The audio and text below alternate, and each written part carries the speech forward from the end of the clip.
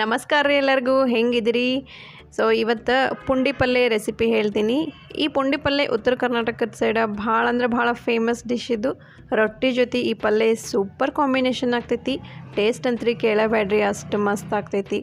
So ನೀವು ಈ ರೆಸಿಪಿನ ಮನೆಯೊಳಗೆ ಟ್ರೈ ಮಾಡಿರಿ, ನನಗೆ ಕಮೆಂಟ್ನಾಗ ತಿಳಿಸ್ರಿ ಹೆಂಗಾಗೈತಿ ಅಂತಂದು.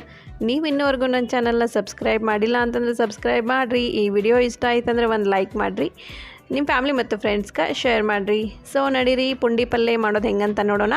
ನಾನಿಲ್ಲೇ ಫ್ರೆಶ್ ಇರುವಂಥ ಒಂದು ಕಟ್ನಷ್ಟು ಪುಂಡಿ ಪಲ್ಯ ಸೊಪ್ಪು ತೊಗೊಂಡಿನಿ. ಈ ಸೊಪ್ಪನ್ನು 2 ರಿಂದ 3 ಸಾರಿ ವಾಶ್ ಮಾಡ್ಕೊಂಡು ತೊಗೊಂಡಿನಿ. ಆಮೇಲೆ ನಿಮ್ಮ ಊರ ಸೈಡ ಈ ಸೊಪ್ಪಿಗೆ ಏನಂತ ಕರೀತಾರೆ ಅಂತಂದು ನನಗೆ ಕಮೆಂಟ್ನಾಗ ತಿಳಿಸ್ರಿ. ಇಷ್ಟು ಕ್ವಾಂಟಿಟಿ ಒಳಗೆ 4 ರಿಂದ 5 ಮಂದಿಗೆ ಆರಾಮ್ಸೆ ಆಗ್ತೈತಿ. ಆಮೇಲೆ ಈ ಅಷ್ಟು ಸೊಪ್ಪನ್ನು ನಾನು ಒಂದು ಕುಕ್ಕರ್ ಒಳಗೆ ಹಾಕ್ಕೊಂಡು ಕುದಿಸ್ಕೊತೀನಿ. ಈಗ ಹಳ್ಳಿ ಒಳಗದು ಎಲ್ಲ ಈ ಪುಂಡಿ ಪಲ್ಯನ ಕುಕ್ಕರ್ನಾಗ ಕುದಿಸ್ಕೊಳ್ಳೋದಿಲ್ಲ, ಕಟ್ಗೆ ಒಲೆ ಮೇಲೆ ಇಟ್ಟು ಕುದಿಸ್ಕೊತಾರೆ. ಅದರ ಟೇಸ್ಟ್ ಹತ್ರಿ ಇನ್ನೂ ಮಸ್ತ್ ಬರ್ತೈತಿ. ಸೊ ಪುಂಡಿ ಪಲ್ಯ ಎಲ್ಲ ಹಾಕಿಂದ ನೆಕ್ಸ್ಟ್ ನಾನು ಇದ್ರೊಳಗೆ 2 ರಿಂದ 3 ಟೇಬಲ್ ಸ್ಪೂನ್ ಶೇಂಗಾ ಹಾಕ್ಕೊಳಕತ್ತೀನಿ. ಶೇಂಗಾ ಹಾಕ್ರಿ ಟೇಸ್ಟ್ ಮಸ್ತ್ ಅನ್ನಿಸ್ತೈತಿ. ನೆಕ್ಸ್ಟ್ 3 ರಿಂದ 4 ಗ್ಲಾಸ್ನಷ್ಟು ನೀರು ಹಾಕ್ಕೊಳಕತ್ತೀನಿ. ನೀರನ್ನು ಜಾಸ್ತಿ ಹಾಕ್ಕೊಳ್ಳೋದು ಬೇಡ.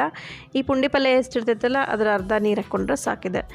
ನೋಡ್ರಿಲ್ಲೇ ಈ ಪುಂಡಿ ಪಲ್ಯ ಒಳಗೆ ನೀರು ಕಾಣಕತ್ತೈತಲ್ಲ, ಇಷ್ಟು ನೀರು ಹಾಕ್ಕೋಬೇಕು.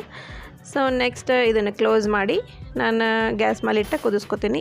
ಈ ಕುಕ್ಕರ್ ಸೀಟಿ ಬರೋವರೆಗೂ ನೆಕ್ಸ್ಟ್ ನಾನು ಒಂದು ಬೌಲ್ನಾಗ 3 ರಿಂದ 4 ಟೇಬಲ್ ಸ್ಪೂನ್ ಜೋಳದ ನುಚ್ಚು ನೆನೆ ಹಾಕ್ಕೊಳಕತ್ತೀನಿ.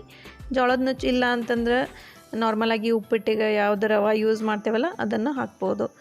ಸೊ ನೆಕ್ಸ್ಟ್ ಈ ಜೋಳದ ನುಚ್ಚೊಳಗೆ ನೀರು ಹಾಕಿ 2 ರಿಂದ 3 ಸಾರಿ ಇದನ್ನು ವಾಶ್ ಮಾಡಿ ಇನ್ನೊಂದು ಸ್ವಲ್ಪ ಇದ್ರೊಳಗೆ ನೀರು ಹಾಕಿ 10 ರಿಂದ 15 ನಿಮಿಷ ನೆನೆ ಇಡಬೇಕು.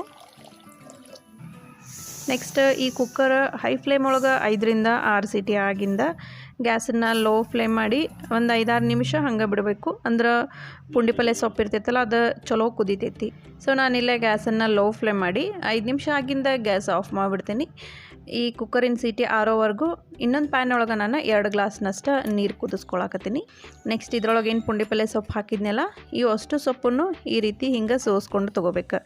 ಈ ಪುಂಡಿ ಪಲ್ಯ ಸೊಪ್ಪು ಏನು ಕುದ್ದಿರ್ತೈತಲ್ಲ ಆ ನೀರನ್ನು ಯೂಸ್ ಮಾಡಬಾರ್ದು, ಯಾಕಂದ್ರೆ ಅದು ಭಾಳ ಹುಳಿ ಇರ್ತೈತಿ, ತಿನ್ನೋಕ್ಕಾಗೋದಿಲ್ಲ. ನೆಕ್ಸ್ಟ್ ಈ ಅಷ್ಟು ಸೊಪ್ಪನ್ನು ಅವಾಗೇನು ನೀರು ಕಾಯಕ್ಕಿಟ್ಟಿದ್ನಲ್ಲ ಅದ್ರೊಳಗೆ ಹಾಕ್ಕೋತೀನಿ.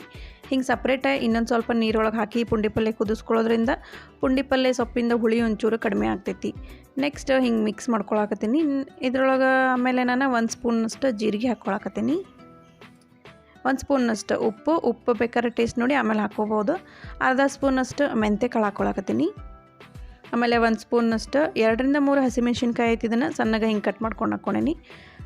ಬೆಳ್ಳುಳ್ಳಿನ ನಾನು ಹಿಂಗೆ ಜಜ್ಜಿ ಹಾಕ್ಕೊಂಡೀನಿ. ಇಲ್ಲಾಂದ್ರೆ ಬೆಳ್ಳುಳ್ಳಿನ ಸಣ್ಣಗೆ ಹೆಚ್ಚಿ ಹಾಕ್ಕೋಬೋದು, ಇಲ್ಲ ಶುಂಠಿ ಬೆಳ್ಳುಳ್ಳಿ ಪೇಸ್ಟ್ ಇರ್ತೈತಲ್ಲ ಅದನ್ನು ಹಾಕ್ಕೋಬೋದು. ಆಮೇಲೆ ಅರ್ಧ ಸ್ಪೂನಷ್ಟು ಅರಿಶಿಣದ ಪೌಡ್ರ್ ಹಾಕ್ಕೊಂಡೀನಿ. ಲಾಸ್ಟಿಗೆ ನಾನು ಇದ್ರೊಳಗೆ ಹಿಂಗೆ ಹಾಕ್ಕೋತೀನಿ. ಹಿಂಗೆ ಹಾಕ್ಕೋಬೇಕು, ಟೇಸ್ಟ್ ಮಸ್ತ್ ಅನ್ನಿಸ್ತೈತಿ, ಫ್ಲೇವರ್ ಭಾಳ ಚಲೋ ಬರ್ತೈತಿ ಹಿಂಗೆ ಹಾಕ್ಕೊಳ್ಳೋದ್ರಿಂದ. ಸೊ ಇವೆಲ್ಲ ಹಾಕಿಂದ ಒಮ್ಮೆ ಮಿಕ್ಸ್ ಮಾಡ್ಕೋತೇನೆ ನಾನು.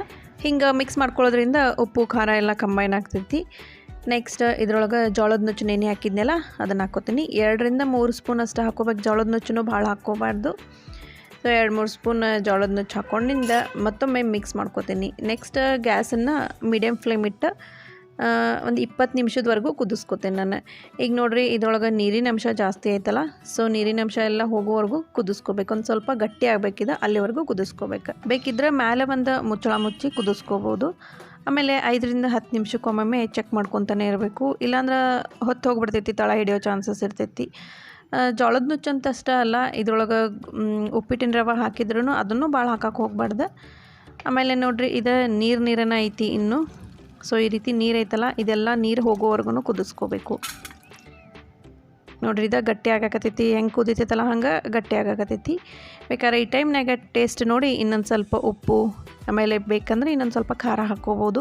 ಪುಂಡಿ ಪಲ್ಯಕ್ಕೆ ಖಾರ ಜಾಸ್ತಿ ಆದ್ರೂ ಟೇಸ್ಟ್ ಚಲೋ ಅನ್ನಿಸ್ತೈತಿ. ಈ ಪಲ್ಯ ಒಳಗಿಂದ ನೀರಿನ ಅಂಶ ಕಡಿಮೆ ಆಗೈತಿ, ಆಮೇಲೆ ಒಂದು ಸ್ವಲ್ಪ ಗಟ್ಟಿನೂ ಆಗೈತಿದೆ. ಇನ್ನು ಗ್ಯಾಸ್ ಆಫ್ ಮಾಡ್ಕೊಂಡ್ಬಿಡ್ತೀನಿ, ಜಾಸ್ತಿ ಏನು ಕುದಿಸ್ಕೊಳ್ಳೋದು ಬೇಡ, ಯಾಕಂದ್ರೆ 6ರಿಂದ ಇನ್ನೊಂದು ಸ್ವಲ್ಪ ಗಟ್ಟಿ ಆಗ್ತೈತಿದೆ. ಬಿಸಿ ಬಿಸಿ ರೊಟ್ಟಿ ಜೊತೆ ಈ ಪುಂಡಿ ಪಲ್ಯ ಭಾಳ ಟೇಸ್ಟ್ ಅನ್ನಿಸ್ತೈತಿ. ಬೇಕಿದ್ರೆ 1 ಸ್ಪೂನಷ್ಟು ಆಯಿಲ್ ಹಾಕ್ಕೊಂಡು ತಿನ್ಬೋದು. ನಾನಂತರ ಈ ಪಲ್ಯ ಮಾಡೋ ಮುಂದೆ ಒಂಚೂರು ಆಯಿಲ್ ಯೂಸ್ ಮಾಡಿಲ್ಲ. ಸೊ ನೋಡಿದ್ರಲ್ಲ ಪುಂಡಿ ಪಲ್ಯ ಮಾಡೋದು ಹೆಂಗಂತಂದ ನೀವು ಈ ಪುಂಡಿ ಪಲ್ಯ ರೆಸಿಪಿನ ಮನೆಯೊಳಗೆ ಟ್ರೈ ಮಾಡಿರಿ, ನನಗೆ ಕಮೆಂಟ್ನಾಗ ತಿಳಿಸ್ರಿ ಹೆಂಗಾಗೈತಿ ಅಂತಂದು. ನನ್ನ ಚಾನಲ್ನ ಸಬ್ಸ್ಕ್ರೈಬ್ ಮಾಡೋದು ಮರಿಬೇಡ್ರಿ. ಬಾಜು ಬೆಲ್ಲೈಕನ್ ಇರ್ತೈತಿ, ಅದನ್ನು ಪ್ರೆಸ್ ಮಾಡಿದ್ರೆ ಹೊಸ ವೀಡಿಯೋಸ್ ಅಪ್ಲೋಡ್ ಮಾಡಿದ್ರೆ ಫಸ್ಟ್ ನೋಟಿಫಿಕೇಷನ್ ನಿಮ್ಗೆ ಬರ್ತೈತಿ. ಈ ವಿಡಿಯೋ ನಿಮ್ಗೆ ಇಷ್ಟ ಆಯ್ತಂದ್ರೆ ಒಂದು ಲೈಕ್ ಮಾಡಿರಿ, ಕಮೆಂಟ್ ಮಾಡಿರಿ, ನಿಮ್ಮ ಫ್ಯಾಮ್ಲಿ ಮತ್ತು ಫ್ರೆಂಡ್ಸ್ಗೆ ಶೇರ್ ಮಾಡಿರಿ. ಇನ್ನೊಂದು ಹೊಸ ರೆಸಿಪಿಯೊಂದಿಗೆ ನಿಮ್ಮನ್ನು ಭೇಟಿ ಆಗ್ತೀನಿ. ಧನ್ಯವಾದಗಳು.